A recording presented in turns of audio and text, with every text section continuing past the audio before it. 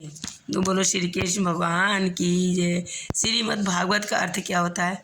भा से भक्ति, बा से बैराग, भा से भक्ति और गा से ज्ञान, बा से बैराग, ता से तपस्या।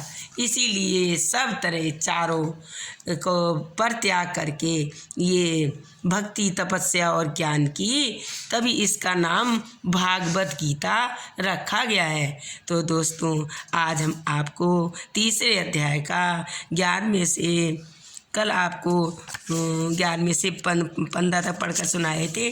श्लोक के दो अर्थ क्या आते हैं? जो संस्कृत में लिखे जाते हैं उन्हें कहते हैं श्लोक, और जो दो होते हैं वो हिंदी में होते हैं, इसलिए रामचरितमानस में होते हैं और इसीलिए उनको दो बोलते हैं।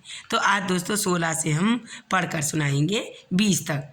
हे पार्थ, कौन कहते हैं? श्री कृष्ण भगवान अर्जुन के लिए कहते हैं, हे पार्थ, जो पूरे लोक में इस प्रकार परंपरा से प्रचलित श्रेष्ठ कर से अनुकूल नहीं है, बरतता अर्थात उसमें कर्तव्य का पालन नहीं करता है, इंद्रियों के दोनों भोगों स्मरण करने वाले पाप आयु पुरुष व्यर्थ ही जाता है, बेकार जाता है।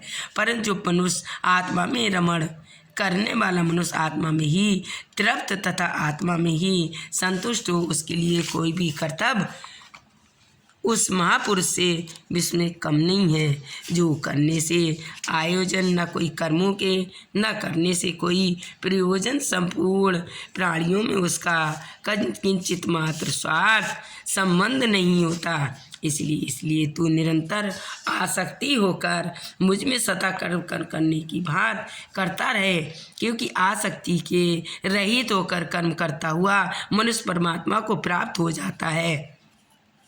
इसलिए हे पार्थ, ए अर्जुन, तू परमात्मा में लीन होकर हमको प्राप्त कर, हम में ही देख और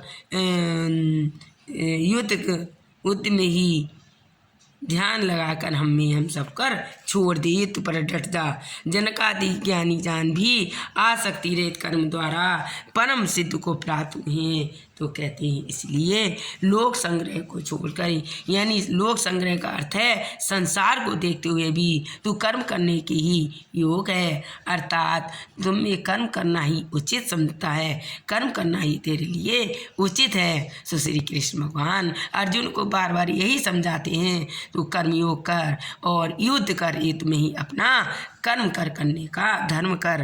तो इसलिए दोस्तों, आज हमने 16 से 15 से लेके 20 तक ये श्लोक के अर्थ बताए और पढ़कर सुनाए। दो बीच में समझा भी जाते हैं। अगर आपको ये पढ़ने का तरीका अच्छा लगा हो तो लाइक करें दोस्तों, मेरे चैनल को ज़्यादा से ज़्यादा सब्सक्राइब करें और कमेंट में दोस्तों ज़रूर लिखते रहिए, गलत पढ़ते हैं सही पढ़ते हैं तो हमको पता चल जाता है और अच्छे से आपको श्रीमुख वाणी से पढ़कर सुना सकें। तो दोस्तों, कल आपको 21 से लेके 25 तक दो पढ़कर इस श्लोक के अर्थ बताएंगे और समझाएं। बोलो श्रीमद् भागवत गीता भगवान।